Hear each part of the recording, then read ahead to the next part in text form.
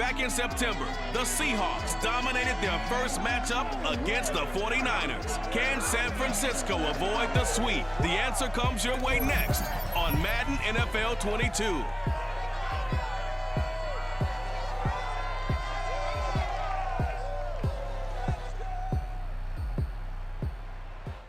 We are about 40 miles or so south of Candlestick Point at a place that first opened back in 2014 as you get a look at Levi's Stadium here in Santa Clara, California.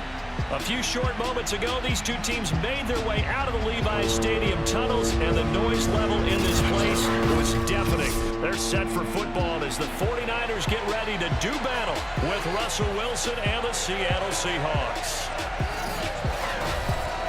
With Charles Davis, as always, I'm Brandon Gaudin. And Charles, you talked about storylines in this one. I think it begins and ends with our two quarterbacks, certainly two of the best in the business. And nowadays, I don't think you can get by for long periods of time without a top-flight quarterback. The way the game is played, with all the responsibility he has and how the game flows through him, if he's not on the top of his game, your team's not going to benefit at all.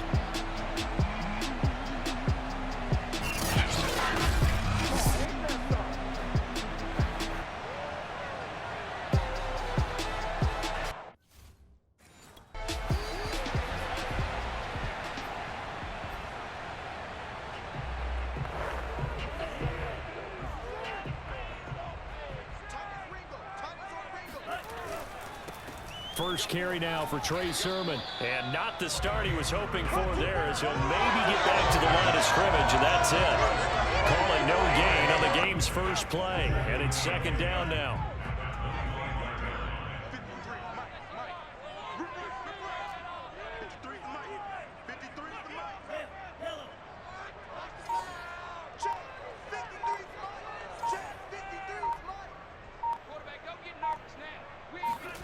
Lance looking to throw it. Throwing right, and that's complete.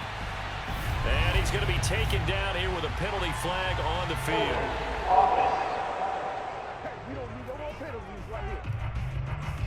So a decent gain, but all for naught on the penalty. It's too bad, isn't it? They were feeling pretty good about it. The only people celebrating, the guys who just gave up that play. Lance to throw on second down here. That's to the veteran tight end, Carter Landry. And able to get this across the 20 before going out of bounds. 6 yards is the pickup, and that'll lead to a third down.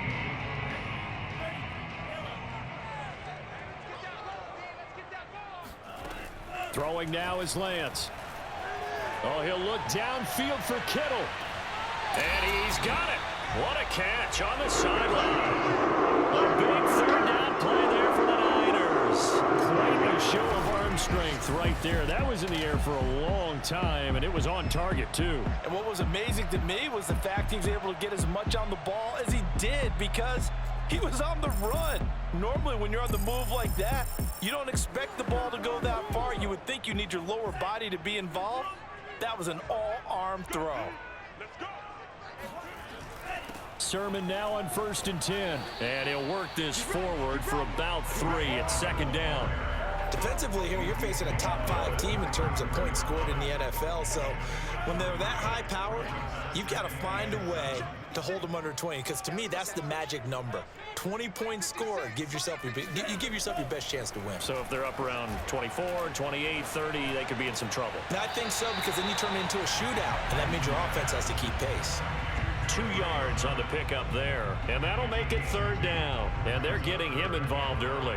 You feel like they saw something on tape, or they just have a sense with him because he's had a good week of practice or something in that area that they want him involved. Just as you said, they want him to touch it either in the running game or the passing game, but they must like...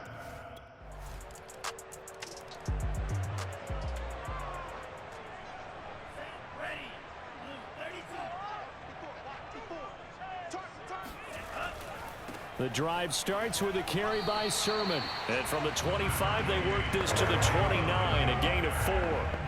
Well, these two teams, they met up way back in the season opener. And it was the visitors getting the win there, so they'll be looking for the sweep back here at home.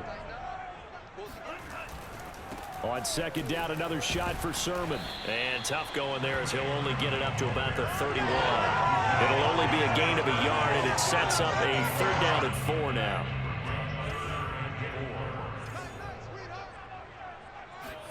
Now Lance. Throwing left side, it's complete. Maybe out of bounds, but able to get it up past the 45. Solid catch there for a man who's been so brilliant this year. Worth pointing out, as we were talking about earlier, there has never in the 60-year history of the award been a pass catcher, tight end, or wide receiver that has taken home the MVP trophy. And the best receivers I've talked with, they know that stat, and it drives them crazy because they understand that without a quarterback, they don't make the plays that they make. They also don't feel like they get enough credit for bailing out some of the throws the quarterbacks make. Absolutely. It takes 2 to tango. Following the pickup of 4, here's 2nd and 6. Lance, a give now to Sermon. 3 yards is half of what they needed. Now can they get the other 3 here on 3rd down? Well, they didn't get a whole lot out of that one, but I think you've got to continue to try and run and try and keep the defense honest. You mean or also just sit back, dare you to throw it on every down? Yeah, you get your quarterback hit a lot that way, too. He's going to sling this deep downfield. It got his man complete. And he's taken down, but not before reaching the 10-yard line. A big play that time through the air. 36 yards. Already over 1,000 yards receiving this season. That catch is just going to add to his total. Certainly not resting on his laurels. He's trying to continue to gain as many yards as possible and continue this big season. Now a handoff. Sermon. And here he'll get it down to the 7. I give him 4 yards there. It'll be 2nd and 6. He's hit pay dirt a lot this year, but not that time. Yeah, I'm tracking right there with you. You're exactly right. He's found the end zone plenty of times. No way I can find any fault with the call. He may not have scored there, but of course you're going to give it to him. To throw on 2nd and 6, Lance.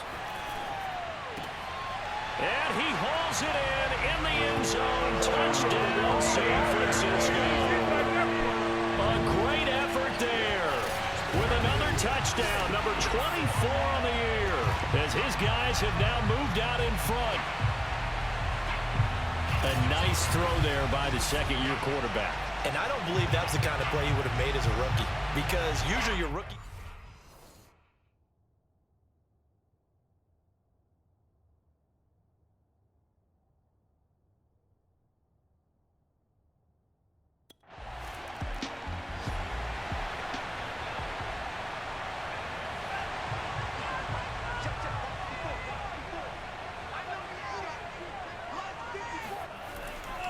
They'll run with Sermon to begin the drive. A gain of 3, 2nd down. And that's frustrating for a defense because they've got them pinned down deep. And on the first play, they gave up a run that keeps an offense on schedule. Yeah, because 3 to 4 yards, that's all you're looking for right there, right? That's absolutely perfect, really, as a play call. You get 3 to 4 yards on first down. That's what they talk about to us all the time, about being ahead of the chains or on target, ahead of schedule. They were after that run. And they'll get him down up past the 15, just shy of the 20.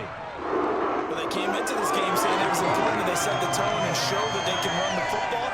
And I believe that they've done that here in the first quarter.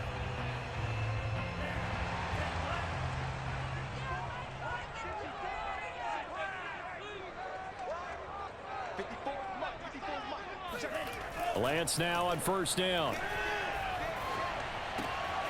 Oh, he's got a man wide open, complete. And mark him down way up close to the 40 at the 39. So from the 39 now, they'll come up on a 1st and 10. On the handoff, Sermon. Sermon with space, a 1st down and then some. He gets it across the 50 and down to the 48. 49 yards rushing for him now on what was his 10th carry of the ball game. Well, they're making a real first-quarter statement with a run game, no doubt. For those who remember old-school football, running it, establishing things, seeing backs find holes, get through them, they've got to like what they're seeing from this unit so far. Right now, they've decided to, as you've said, establish the run game, and they've been successful doing it.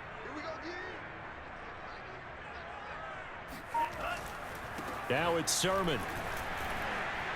And he'll maneuver his way forward for about 4. 2nd and 6. Well, on every play call, you realize it's not going to go for a touchdown. So a lot of your calls are setting things up for maybe later in the game, trying to establish the inside run with toughness now, hopefully get to the perimeter later. And let's face it, you could do worse than a 4-yard run on first down. The run got 4. Now they deal with a 2nd and 6. To throw, it's Lance. Going right side here, and that's complete. And that'll wind up moving the chains again as the tackle's going to be made at the Seahawks' 15-yard line.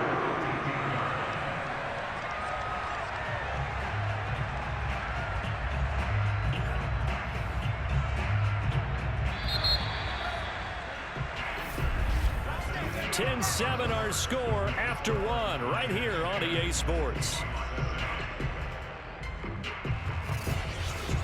The 49ers with the football here to begin the second quarter as they've got it with a 1st and 10.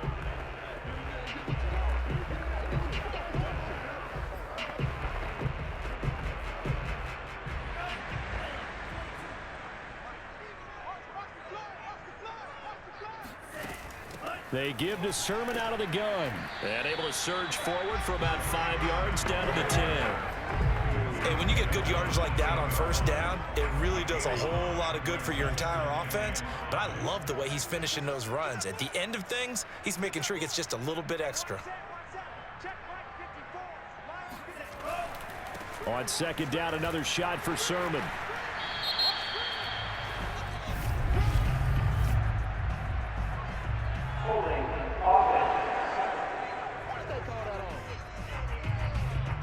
Mike McGlinchey, the Notre Dame man, guilty on that one.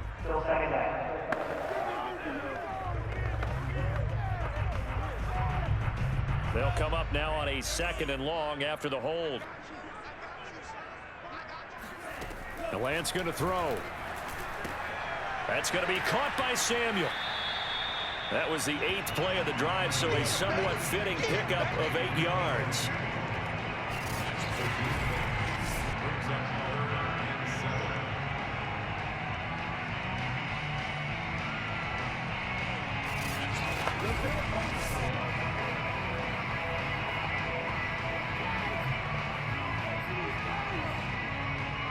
This will be the 8th play of the drive. It's 3rd and 7.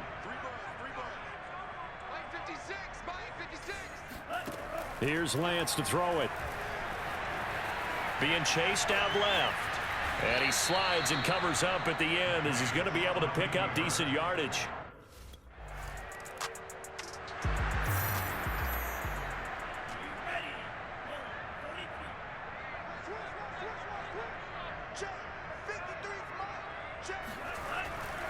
Now a run with Sermon.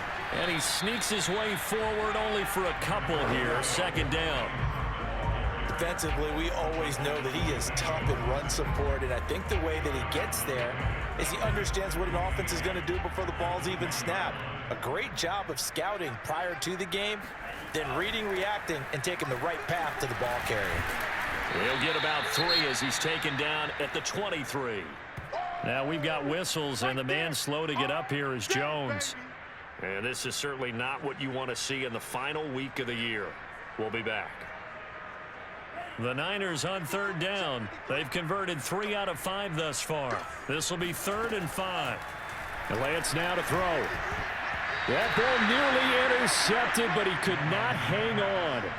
Oh, pick there certainly would have been nice. Instead, at least, it'll be 4th down. That might be the 3rd down stop that they needed.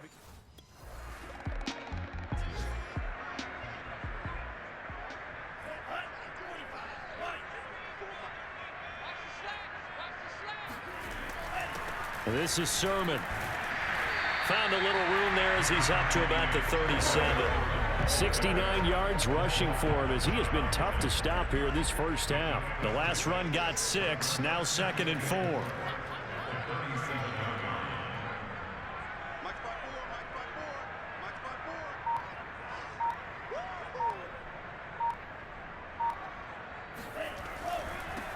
They run. Here's Sermon.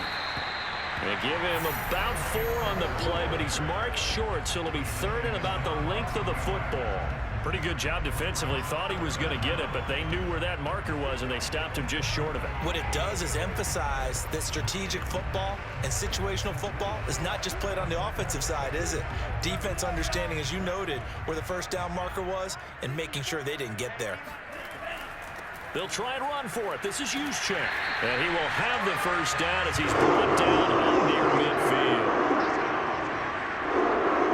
Inches, just turn around, hand it to the big guy, let him plow forward and pick up a first down. A lot of people think that the offensive line, they may almost take the play off because they got a big guy back there pushing forward. I think it actually works in reverse. I think they block harder because they love seeing that guy get the ball because he doesn't touch it very often.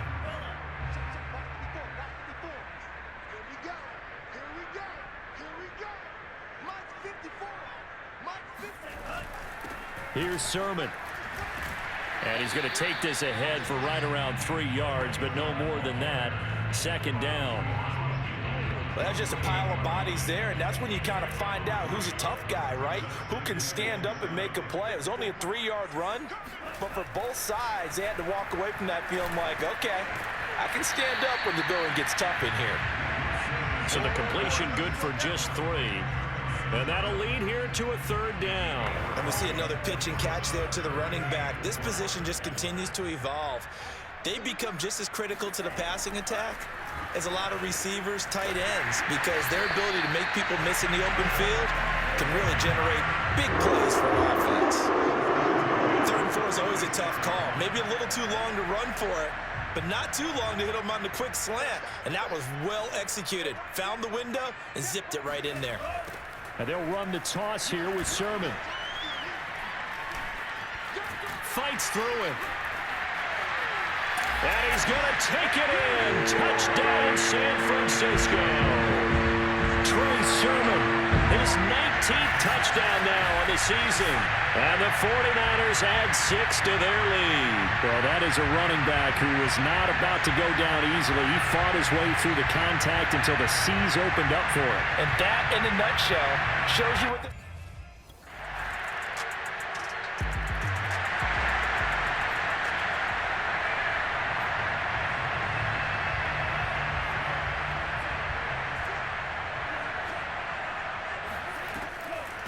On the draw is Sermon.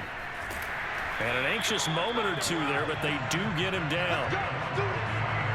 What makes a draw play like that successful? Well, we did see where he made the first wave miss, and that was a big part of it. But a lot of it is just being actors back there, making the defense think it's going to be a pass.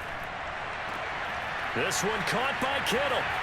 20, 10, touchdown, 49ers.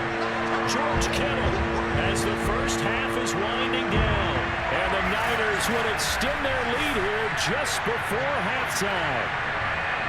For as big and strong as some of these guys are, especially when you see them in full pads, it is sometimes hard to appreciate how truly fast they can move. That was incredible. And that's the kind of play where you have to kind of catch your breath afterwards. So just give me a second here.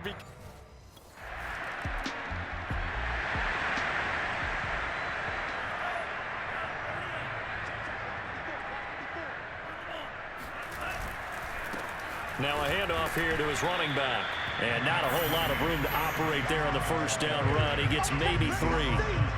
Yeah, I don't know if it's exactly a win-win, but if you're on offense, you'll take that kind of a run, all right? It was kind of stacked up, found a little bit of yardage, and frankly, they're pretty close to staying on schedule on offense. The playbook is still open for the coordinator.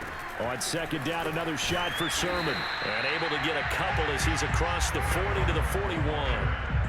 He's definitely tough to get down. We just saw it right there. But how about what we did see? Pursuit, wrap up, and then the big finish with the tackle. Completes it to Samuel. And he's able to get this one out closer to midfield across the 45. And that's how you pick up a first down. Not only does he make the catch, but has enough body control to get his feet down inbounds, toe-tapping and dragging to make sure he gets it done. And he'll manage to pick up about 4. It's second down. Now a second down and 6.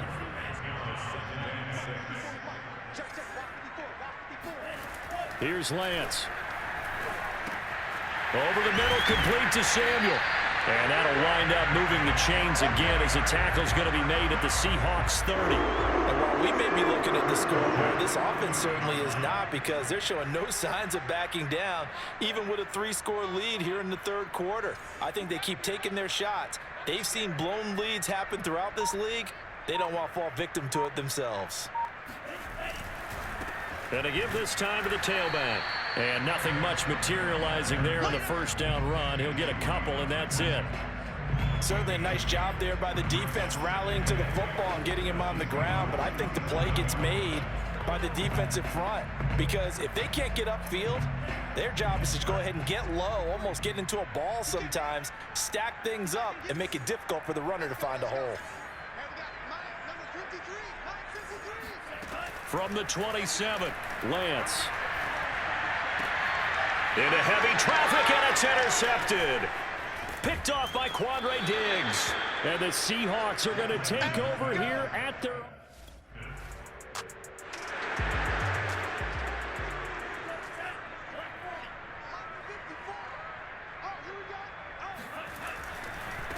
And he'll give it here to his running back. And he'll take this ahead for about 4. Second down coming up.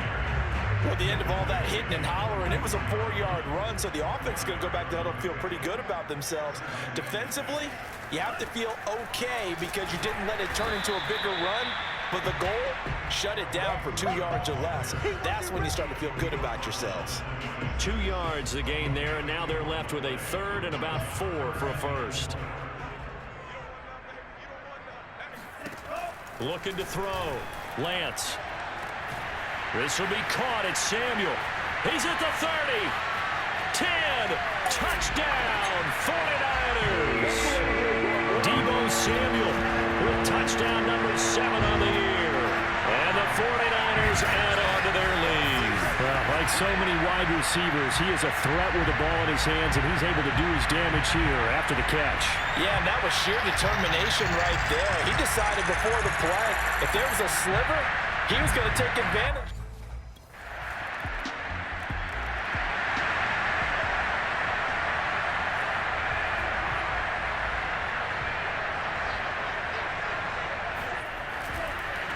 Now a handoff here to his running back. And for one of the few times here today, this run's not going to go anywhere. Call it no gain on the play, and it'll be second down. Ladies and gentlemen, that is a force of nature at the defensive tackle position. Yes, he's as big as they come, but still plenty agile. He's able to make a nice play there to swallow up the ball carrier. And he'll be upended at the 28-yard line. Just a 3-yard gain there. Let's give a lot of credit to the offensive line. They've been able to move the ball really well on the ground the entire game, and while that wasn't a huge one, that's okay. They'll take them in short, steady bursts. This to the outside, it's Sermon. And he's got the first down yardage before being taken down at midfield. And now we get into the psychology of the whole thing, because a lot of teams with a 2-score lead in the third quarter, they almost become defensive with their offense, just playing not to lose. I think with this team, you got to figure at this point, this is a great spot for them to go into attack mode, really try and put the hammer down and finish this one off. This will be stopped about 2 yards shy of the marker. 8-yard gain, 2nd and 2. They've definitely established a rhythm on this drive, moving the ball quite well. And big man with football is an integral part of the whole thing.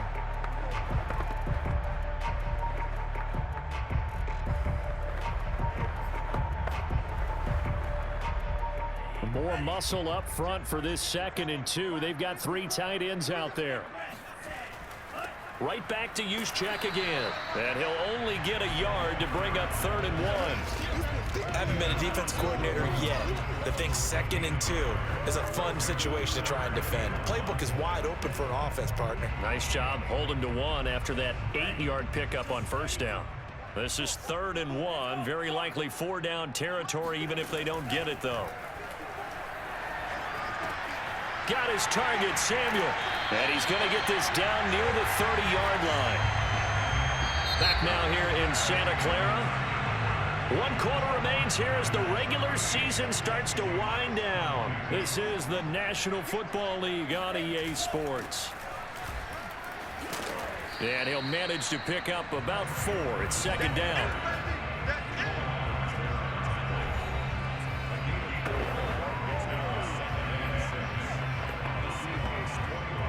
coming up on a 2nd and 6.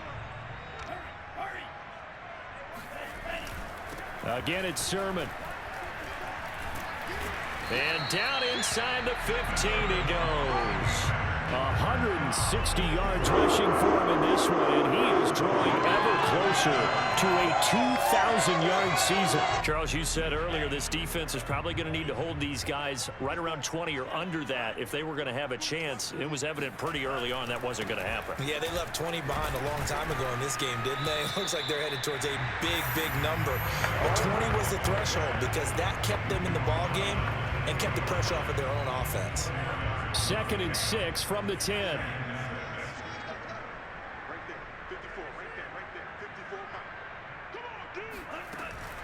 From the gun, Sermon.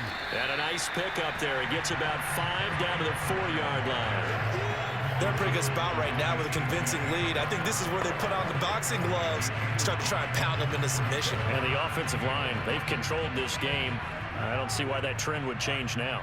They'll look to make it 3 for 3 on 3rd down conversions. They need a yard here.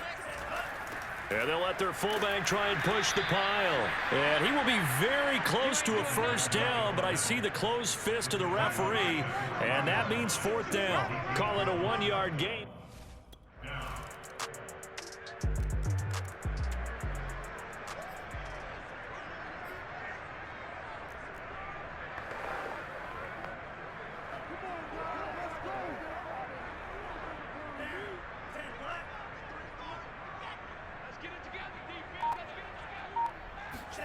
On 1st and 10, here's Lance. That's complete. It's Brandon Ayuk. And he'll be out of bounds across the 30-yard line. They'll contain him to just 4. 2nd down. If you're running out route, it's likely you're going to end up near the sideline. And what did we just see there? Toe tap. You got it. The benefits of practice. Toe tapping, foot drip. And he coughed it up. And the Seahawks have picked it up. And they take possession of the football and have it at the 36-yard line. Partner, that one looked like it was over. I mean, they had control, had the football, and the defense had to make a play in order to keep them in the game. That's exactly what they did. And now that door ajar to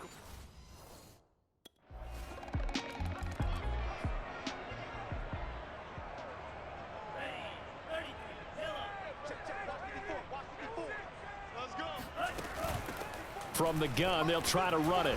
And he is met at the line of scrimmage, and he goes down right there. Jordan Brooks on the tackle. So after the run for no gain, here's 2nd and 10. Shotgun now for Lance. He'll dump this off to Sermon, complete. It'll be a gain of just a yard, and they're going to have a 3rd down. As a defense, you're more balanced when you're in zone coverage because you're able to keep your eyes on the quarterback and see the play develop in front of you. They're able to keep the quick pass in front of them and stop it right at the line of scrimmage. Checks it down to Sermon out of the backfield. That's going to bring up 4th down only.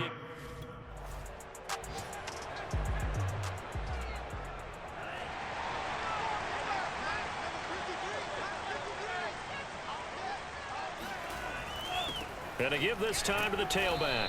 And he's going to take this ahead for right around 3 yards, but no more than that. 2nd down. Brandon, you know how many times we've done games, and at the start of the 4th quarter, we see both teams hold up the 4 fingers, 4th quarter is ours. Well, how about this drive? You saw the 4 fingers for 4-minute offense, and this offensive line has really hunkered down and established themselves. Now, this is where they say, put the game on our shoulders, we'll lead the way, right? No doubt about it, and let me tell you, if you're a running back, all you want to do is get behind those big fellas, have a little vision, and find some space. And a solid way to do that on the first play of the drive there. Well, with the fumble he had earlier, we know how key keeping the football is here.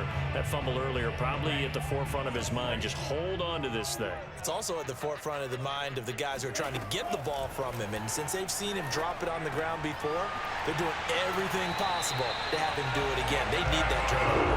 And he is going to have the 49ers 1st down as they're able to get the 3rd down conversion. And that pickup of a 1st down, that's going to leave a mark because they really needed to stop them there, didn't they? So frustrating. Defensively, you're a play away from getting that football back here down late.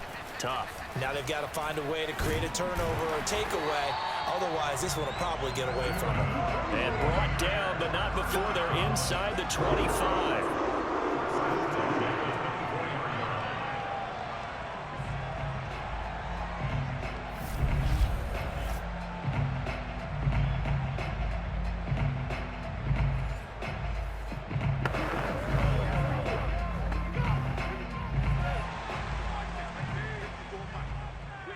Fourth quarter, down to the final 2 minutes, and we've got a one-score game. Let's go! Let's go!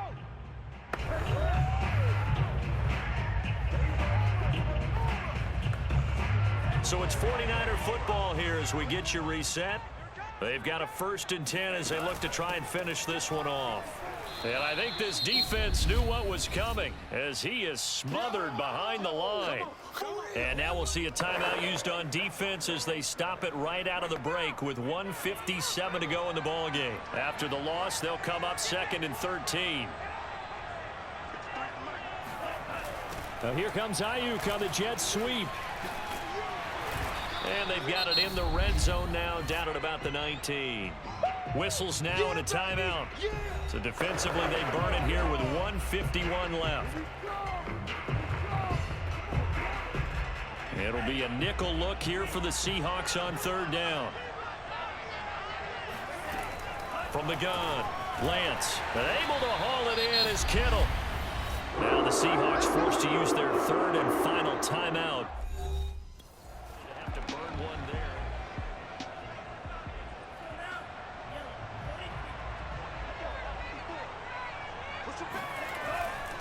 On 2nd down, it's Sermon. And now they're going to get him down right at the line of scrimmage. No gain that time, and it leaves them with 3rd and 11 coming up. And now the question everyone's wondering, look at the clock, late 4th quarter, do they put the ball in the air here on 3rd? I don't. I run the football, and I tell my offensive line, no leakage up front. I don't want my running back hit as I hand the ball off to him. I don't want any type of an issue. But if I am going to throw it, quick throw, out to the perimeter, maybe one of my best receivers. Charles, it's one thing to win. It's another thing to win and put up the amount of points that they did. Boy, were they clicking on offense. They can't help but feel great about themselves, can they? I mean, what a game to put up that number of points, continually feel like they're moving the ball and things are working and clicking. They think that they can bottle this and carry it with them. And as an offensive coordinator, you just don't think you can do anything wrong. Whatever you call, run, pass, it's all going to work. That's called being in the zone. So for the Niners, a victory in Week 18 gives them a final mark of 13 up and 4 down. And now they'll await the final seeding for the playoffs ahead. Meanwhile, for the Seahawks, the loss means they finish with a mark of 10 wins and 7 losses. And it's going to be finger-crossing time as we await the final shakedown of this year's playoff picture.